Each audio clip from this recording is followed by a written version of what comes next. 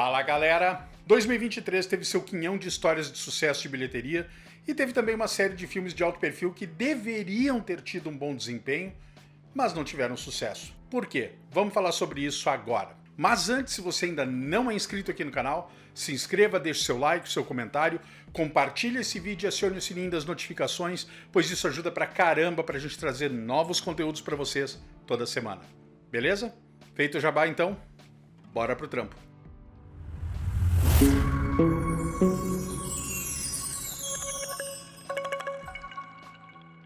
Fala pessoas, eu sou o Gustavo e esse é o Barba Movies. A gente chegou na última semana de 2023 e montamos uma lista de filmes lançados esse ano que pelo menos algumas pessoas acreditavam teriam um desempenho razoavelmente bom de bilheteria, só que eles não conseguiram por algum motivo. Essa lista inclui filmes como The Flash e The Marvels, dois filmes de super-heróis das empresas rivais DC e Marvel, que tiveram um desempenho ruim nas bilheterias. The Marvels, por exemplo, é o filme de pior desempenho do MCU de todos os tempos. O Flash, por sua vez, foi repleto de polêmica em torno do ator Ezra Miller e suas questões jurídicas significativas. A lista também inclui um filme de vampiros e outro filme da DC. Agora, vamos falar aqui um pouquinho, antes da gente começar a lista. Só porque um filme não teve um bom desempenho comercial, isso não diz necessariamente muito sobre sua qualidade. Nem todo mundo gosta das mesmas coisas. E medir o sucesso de um filme só por causa da bilheteria não é justo. Se você gostou de algum ou de todos os filmes dessa lista, ótimo! Os filmes são feitos para serem apreciados. E você pode ter encontrado algo para gostar em qualquer um dos filmes que podem ter fracassado. Por vários motivos nesse ano. Prova disso é que as notas do público e da crítica são, na maioria dos casos dessa lista, boas. O desempenho de bilheteria é só uma métrica, nada além disso.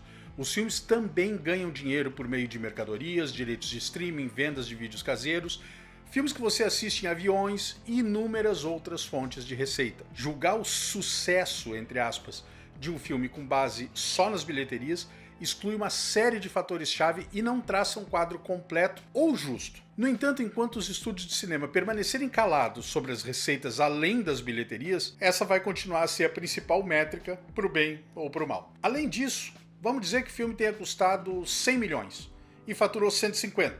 Deu lucro, certo? Errado. O orçamento de um filme não inclui o orçamento de marketing. O valor destinado para publicidade, para comprar tempo em determinadas salas de cinema. Ou seja, o filme não custou só 100 milhões. Ele custou mais, mas não é sempre que um estúdio divulga esse orçamento de marketing. Via de regra, para que um filme dê lucro para o estúdio, ele precisa arrecadar pelo menos o dobro do que custou entre orçamento de filmagem e orçamento de marketing. Menos que isso é considerado prejuízo. Dito isso, aqui estão as 10 maiores decepções de bilheteria de 2023. Vamos começar com aqueles que conseguiram se pagar, mas que não geraram um lucro significativo para os seus estúdios. Na 10ª posição temos A Pequena Sereia. Talvez de todos os filmes que floparam, esse tenha sido o mais injustiçado. Embora tenha lá a sua dose de lacração, eu não vou passar pano para Disney quanto a isso, não é muito, mas tem. A Pequena Sereia já foi um dos filmes afetados pelo efeito ideologia Disney. Longe de ser o filme mais lacrador do estúdio, o filme teve um desempenho abaixo do esperado nas bilheterias, muito pela escolha da protagonista do filme, que não parecia com a versão da animação. Nada contra a atriz, absolutamente nada contra a atriz. Ela foi competente na atuação, principalmente nas sequências musicais do longa. Infelizmente isso não se traduziu em números. Apesar da aprovação de 94% do público no Rotten Tomatoes, olha o que eu falei antes. Apesar dessa aprovação do público, com um orçamento de 300 milhões, o longa arrecadou pouco menos de 570, deixando o estúdio com a frustração do que poderia ter sido um estouro de bilheteria. Na 9ª posição temos Dungeons and Dragons, Honra entre Ladrões, outra injustiça, porque é um filme de aventura divertido, cheio de ação, com estrelas como Chris Pine e Michelle Rodrigues. No entanto, com um orçamento de 150 milhões, o filme arrecadou só 208 milhões em todo o mundo. Tá, tudo bem, concordo, o número é enorme. A gente está falando aí de 58 milhões de lucro. Mas é tudo uma questão de contexto. E o filme foi considerado uma decepção pelo mercado, que colocou muitas esperanças nesse filme, principalmente pela qualidade com que foi feito, completamente diferente dos antecessores da mesma franquia. Com 93% de aprovação do público no Rotten Tomatoes, não dá para dizer exatamente que o filme teve um desempenho abaixo do esperado. Pode ter sido só porque a concorrência foi dura, já que ele estreou na mesma época do Super Mario. Onde é que esses caras estavam com a cabeça? Pode ter uma sequência? Com base nos números, não. Mas Chris Pine e os diretores já disseram que pode acontecer, só que talvez com um orçamento menor. Na oitava posição temos 65, Ameaça Pré-Histórica. Adam Driver é um bom ator. Dinossauros, embora já meio batidos no cinema, ainda são uma ameaça legal de ver. Uma história legal de ficção científica? Sempre é bom. O filme tinha tudo, menos os números da bilheteria. Lançado em março, o longa segue o astronauta interpretado por Driver, que faz um pouso forçado em um planeta e acaba descobrindo que esse planeta é a Terra, só que 65 milhões de anos atrás. Junto com uma garotinha interpretada pela Ariana Greenblatt, eles precisam lutar contra dinossauros para se manter vivos e voltar para casa. Esse é um ótimo conceito, só que o filme, lançado pela Sony Pictures, não gerou muito buzz. Com as piores notas de público e crítica dessa lista, foram 65% do público contra 35% da crítica, e apesar do orçamento relativamente baixo de 45 milhões, o filme só arrecadou 60 milhões em todo o mundo. Lembra que eu falei, além do orçamento de filmagem, tem um orçamento de marketing. Então, se a gente for parar para analisar, o filme deu prejuízo. O longa ganhou uma sobrevida na Netflix, mas as bilheterias foram decepcionantes. Na sétima posição, me dói dizer isso, mas na sétima posição temos The Flash. Pra mim, disparado, a maior decepção do ano. Eu sempre fui fã do personagem em todas as encarnações que ele já teve. Jay Garrick, Barry Allen, Wally West, John Fox, não importa. O Flash sempre foi um dos meus personagens de quadrinhos favoritos. Justamente por isso, a decepção foi tão grande. Estrelado por Ezra Miller, um ator que eu não consigo gostar de jeito nenhum, o filme tinha tudo para atrair os fãs. A volta do Michael Keaton como Batman, Supergirl, multiverso, só que nada disso salvou o filme dos erros de direção, dos péssimos efeitos especiais e da repercussão extremamente negativa das atitudes de Ezra Miller fora da tela. Com aprovação de 83% do público e um orçamento de 220 milhões, o filme arrecadou pouco mais de 270, o que, para os padrões de Hollywood, é um tremendo prejuízo, especialmente porque na conta do orçamento não foi incluído o marketing. Na sexta posição temos Shazam, Fúria dos Deuses. Mais uma decepção da DC Comics, ou devo dizer uma decepção. Foi outro tiro no pé do estúdio esse ano nas bilheterias com um orçamento de 125 milhões. O longa arrecadou só 133 milhões, apesar da boa aprovação de 86% do público. É o filme de menor bilheteria da DC de todos os tempos. Tem algumas teorias sobre o fracasso do filme. Ellen Mirren bancando a Rachel Zegler e dizendo que não tinha ideia do que estava acontecendo, pode ter contribuído, mas a grande verdade é que a história é fraca e o apelo de um adolescente no corpo de um adulto já não convence mais ninguém. Aliás, francamente, fica até meio bobo. Tudo isso, somado com algumas atuações bem capengas de alguns atores, e você tem um marketing boca a boca bem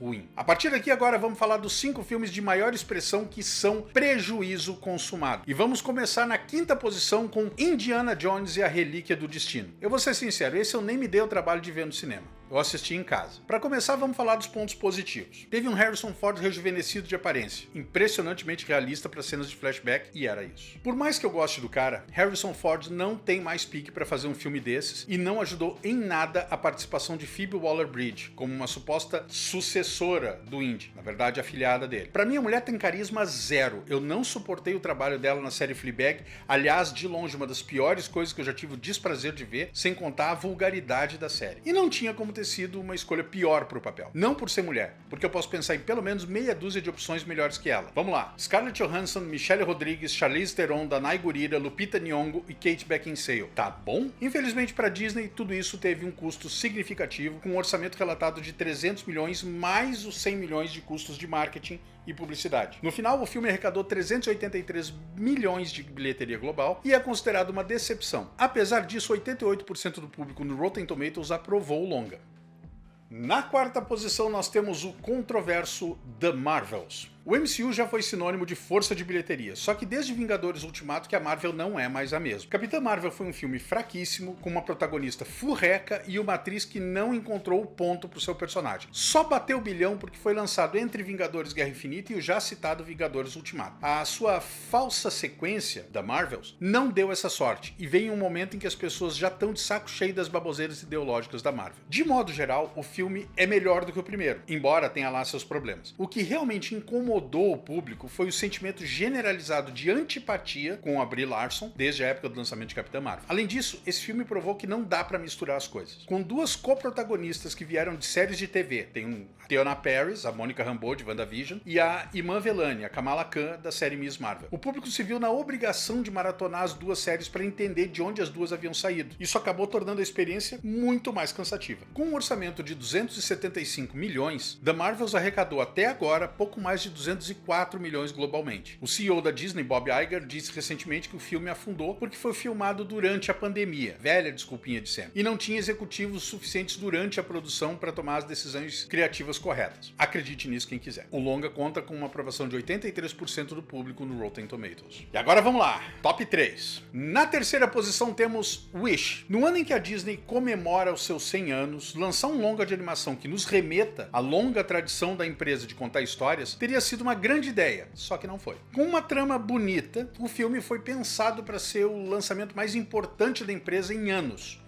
Só que infelizmente seu enredo ficou genérico demais, o que acabou deixando o longa esquecível. No papel, o projeto tinha tudo para dar certo. Ele foi escrito pela co-diretora de Frozen e Frozen 2, Jennifer Lee, foi co-dirigido por Chris Buck de Frozen, foi baseado em uma nova ideia e foi lançado no fim de semana prolongado do Dia de Ação de Graças. Além de tudo isso, teve apoio da Disney para promover e distribuir. Só que deu tudo errado. Com um orçamento de 200 milhões, até agora o filme arrecadou míseros 144 milhões em todo o mundo. Ainda dá tempo de aumentar a bilheteria, mas só um milagre faria o Wish dar algum lucro. Apesar disso, o filme teve uma aprovação de 81% no Rotten Tomatoes. Na segunda posição nós temos Renfield, dando sangue pelo chefe. Nicolas Cage já não leva mais tanta gente ao cinema quanto costumava fazer no passado. Renfield é a prova disso. Para quem não sabe, nunca leu ou nunca prestou atenção nos filmes do Drácula, Renfield é o nome do funcionário que vai antes de Jonathan Harker para Transilvânia e volta de lá completamente pirado. A ideia desse filme é usar essa pequena parte do romance de Bram Stoker para criar uma história minimamente interessante. Sinceramente, achei na melhor das hipóteses um filme legalzinho. O filme, estrelado por Nicolas Cage como Drácula e Nicholas Hoult como seu servo Renfield, foi dirigido por Chris McKay do filme Lego Batman e produzido por Robert Kirkman, o autor do quadrinho The Walking Dead. O filme faz uma analogia entre os personagens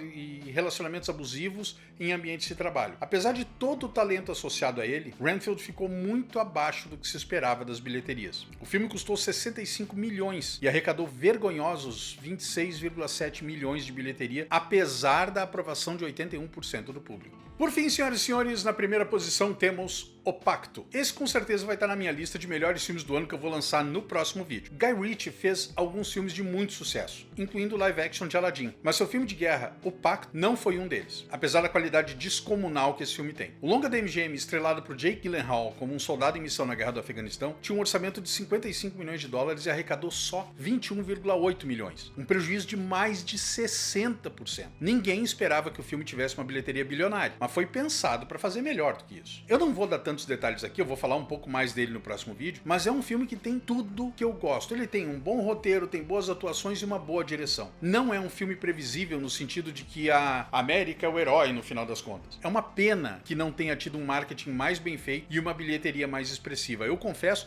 eu só fiquei sabendo da existência desse filme depois que apareceu no Prime Video. Eu não vi esse filme no cinema. É uma vergonha o trabalho de marketing que foi feito, tendo um produto tão bom nas mãos, e o trabalho de marketing que foi feito não vingou, não fez jus ao filme. E era isso, pessoas, esse foi o vídeo de hoje. Eu espero de coração que vocês tenham curtido. Obrigado por ficar até o final. Se você ainda não é inscrito aqui no canal, se inscreva, deixe seu like, seu comentário, compartilhe esse vídeo e acione o sininho das notificações, pois isso ajuda pra caramba pra gente trazer novos conteúdos pra vocês toda semana.